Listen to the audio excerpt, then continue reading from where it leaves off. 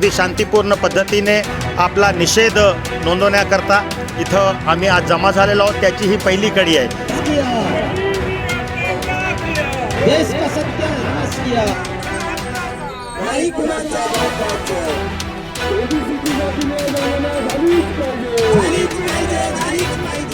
आताच आपल्या देशामध्ये वक्फ बिलला मंजुरी देण्यात आली।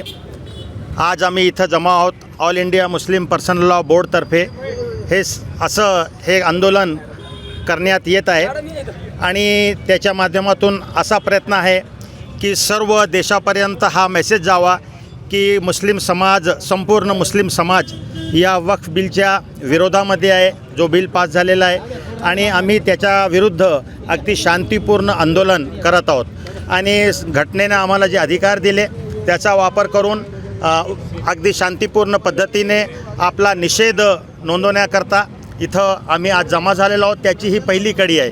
इथून या आंदोलनाची सुरुवात होत आहे आणि हे आंदोलन संपूर्ण भारतामध्ये अगदी शांतीपूर्ण पद्धतीनं जसं मुस्लिम पर्सनल लॉ बोर्डचा आदेश असेल त्यानुसार केलं जाईल। हे जे जेल भरो आंदोलन आहे, भारत मुक्ती मोर्चा तथा ओबीसी राष्ट्रीय मोर्चा तथा इतर सगळ्या सहयोगी संघटना या आंदोलनाचा जो मुख्य उद्देश आहे जेल भरो आंदोलनाचा, आम्ही देशभर ईव्हीएमच्या विरोधात या अगोदरही भारत मुक्ती मोर्चाने तथा इतर सगळ्या सहयोगी संघटनांनी देशभर ईव्हीएमच्या विरोधात आंदोलनं केलेली आहेत आणि हे जेल भरो आंदोलन राष्ट्रव्यापी आहे। देशातल्या 32 राज्यात 650 जिल्ह्यात आम्ही हे आंदोलन करत आहोत। पहिल्यानं एवढं मोठं आंदोलन ईव्हीएमच्या विरोधात जेल भरो हे होत आहे। दुसरा आमचा जो या आंदोलनाचा मुख्य उद्देश आहे तो हा आहे की जातीनिहाय जनगणना ओबीसीची झाली पाहिजे।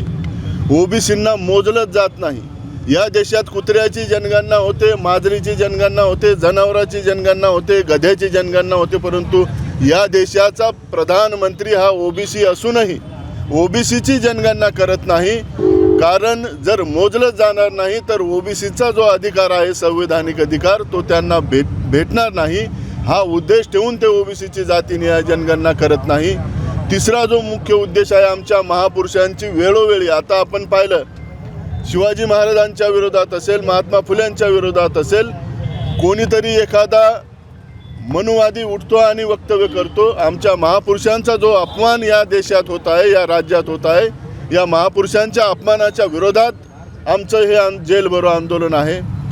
आम्ही संपूर्ण देशभर मोठ्या ताकदीनं हे आंदोलन यशस्वी करत आहोत।